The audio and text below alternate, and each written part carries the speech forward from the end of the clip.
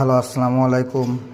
আজকে একটা আমাদের কাজের ক্ষেত্রে যে আমরা যে মার্কিং ইউজ করি সেই বিষয়ে আজকে একটু আলোচনা করব। আমাদের ইলেকট্রিশিয়ান ভাইয়েরা যারা মার্কিং হিসেবে কাজ করে বা অনেকে এই মার্কিংটা সম্বন্ধে জানে না, কোন মার্কিংয়ে কাজ সেটা নিয়ে আলোচনা করব। এই দেখেন, আমি লাল তারের গায়ে এক কোপ দেওয়া হয়েছে। এই এক কোপ আপনার মেইন নেগেটিভ হিসেবে ব্যবহার করা হয়, যেটা সুইচ বোর্ডে অনেক সময় খুঁজে পাওয়া যায় না। আমরা যদি এক কোপ দেই সেক্ষেত্রে আমরা এটা চিনতে পারবো তারা সোজাভাবে।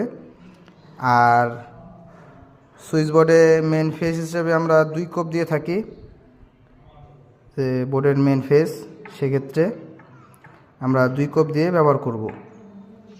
আর রুমের যে ফ্যান আছে, ফ্যানের ক্ষেত্রে আমরা সবসময় 3 কোপ দেব তারের গায়ে।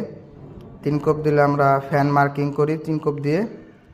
এটা দিয়ে আমরা সহজেই বুঝতে পারি যে এটা ফ্যানের তার।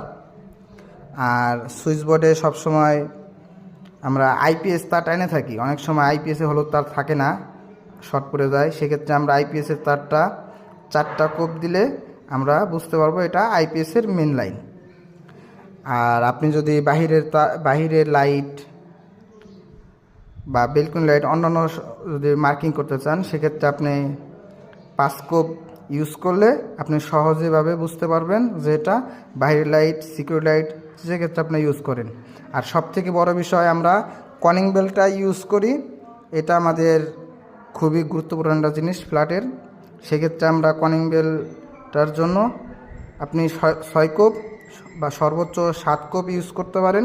সেক্ষেত্রে আপনার বোঝা অনেক সুবিধা হবে, সহজ হবে।